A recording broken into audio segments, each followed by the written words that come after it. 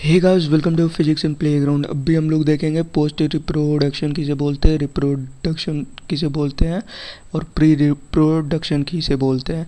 NCERT में देखोगे तो लिखा है post reproductive, reproductive, pre reproductive और 3 टेबल दे रखे हैं, एक्सपेंडिंग, स्टेबल, डिक्लाइन। तो ये एग्ज़ाम में आने वाला है बिकॉज 2018 में पूछा गया था रिसेंटली। और अभी यूपी, अपने इंडिया में यूपी उत्तर प्रदेश में एक नया रूल आया, तो ये पॉपुलेशन वाली जो चीज़ें हैं ना वो दिमाग में होगी और बहुत बहुत ज़्यादा इम्पोर्टेंट है ये पॉपुलेशन। तो ये क्वेश्चन आपके नीट में आने वाला है, आप जैसे वो लोग पूछें।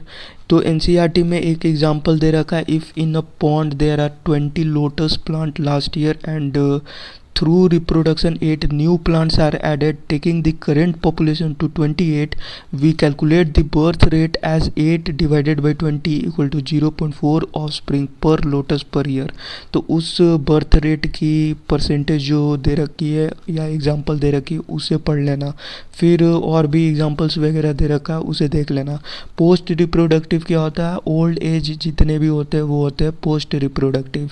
एडल्ट जितने होते हैं वो होते हैं रिप्रोडक्टिव एज में। प्री रिप्रोडक्टिव क्या होता है, जितने भी बच्चे होते हैं चाइल्ड एज में। रिप्रोडक्टिव समझ लो सेकेंडरी सेक्सुअल रिप्रोडक्टिव ऑर्गन्स वगैरह डेवलप नहीं किया हुआ रहता है या वो मैच्योर नहीं होते हैं, ठीक है, एडल्ट फेज में नहीं रहते हैं।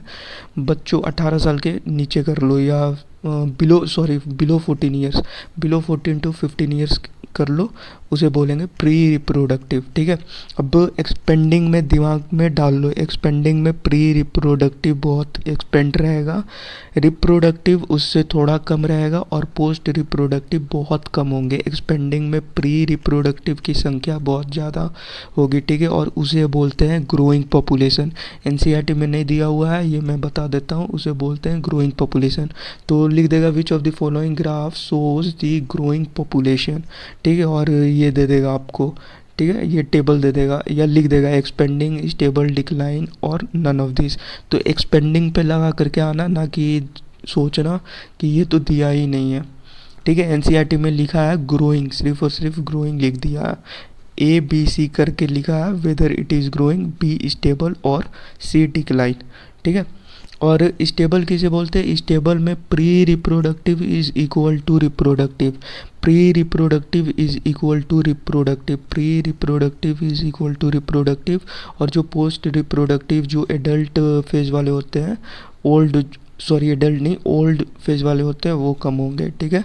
और डिक्लाइनिंग में क्या होगा, डिक्लाइनिंग में याद रखना जो प्री रिप्रोडक्टिव होता है वो बहुत कम होंगे एज़ कम्पेयर टू रिप्रोडक्टिव और post reproductive. Pre reproductive is less as compare to reproductive and post reproductive. Example बता देता हूँ, गूगल में भी 3-4 एग्जाम्पल देख लेना, मुझे सिर्फ एक एग्जाम्पल याद है तो वो मैं आपको बता देता हूँ। एक्सपेंडिंग के लिए इंडिया, स्टेबल के लिए चाइना, डिक्लाइनिंग के लिए जापान और जर्मनी भी बोल सकते हो, ठीक है। जर्मनी में भी पोस्ट रिप्रोडक्टिव वाले बहुत ज़्यादा हो गए हैं। तो डिक्लाइनिंग में जापान, स्टेबल के लिए चाइना, एक्सपेंडिंग के लिए इंडिया। और ये सवाल आने वाला है आपका नीट एग्ज़ाम में, ठीक है, कंफर्म रखो। 2018 में पूछा गया, घुमा फिरा करके वो पूछेंगे, ठीक है।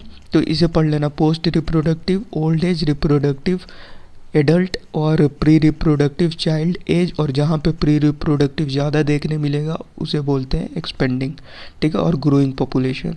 So thanks and best of luck for your exam.